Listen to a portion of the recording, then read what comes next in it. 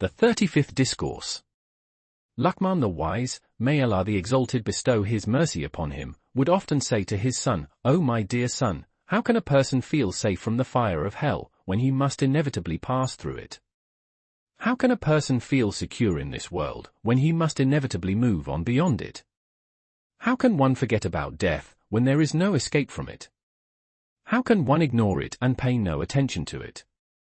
All of you will have to pass through the fire of hell. This means that you need to equip yourselves for the journey with a good supply of righteous devotion, but I do not see you stocking up on righteous devotion. O seekers of this world! O you who are so passionately in love with it! Is it anything more than a sip in comparison with the Garden of Paradise? There is the secret. There is the lady. There is the true priority.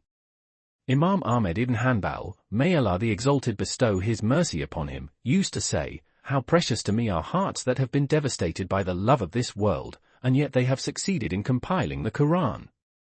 Ahmed ibn Hanbal, may the mercy of Allah the Exalted be upon him, used to say, "Dear to me are hearts that have been scorched by the love of this world, and yet their breasts have compiled more of the Quran than righteous brethren who stand and bow and prostrate themselves, and who command what is right and fair and forbid what is wrong and unfair.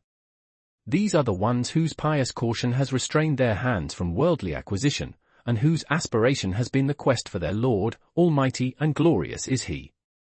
Spend your money on them, for they will have an empire tomorrow in the presence of Allah, almighty and glorious is He." The Prophet, Allah bless him and give him peace, is reported as having said, "These hearts are getting very rusty, and the polish they need is the recitation of the Quran and attendance at sessions of remembrance." By attending the sessions of learned scholars who apply their knowledge in actual practice, it is possible for hearts to be polished, purified and cleaned, and for their hardness to be dispelled.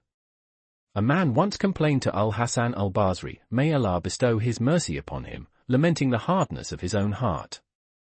So al-Hasan told him, "You must make a constant practice of the remembrance of Allah.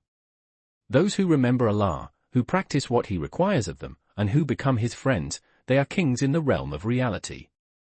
The King Almighty is He, so they strive to serve Him, in order that they may become kings in the hereafter. This world is of little importance in their hearts. They have seen the Lord of truth, almighty and glorious is He, so creatures appear quite insignificant in their eyes. The highest honor consists in obedience to Allah and the forsaking of sins. This heart will not be whole and sound until it abandons every object of love, cuts off every object of attachment, and abstains from every product of creation.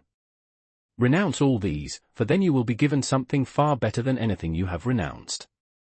To quote the words of the Prophet, Allah bless him and give him peace, when someone renounces things, He compensates him for his loss with something that is better by far.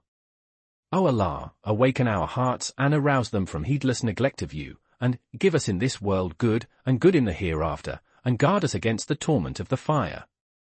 2:201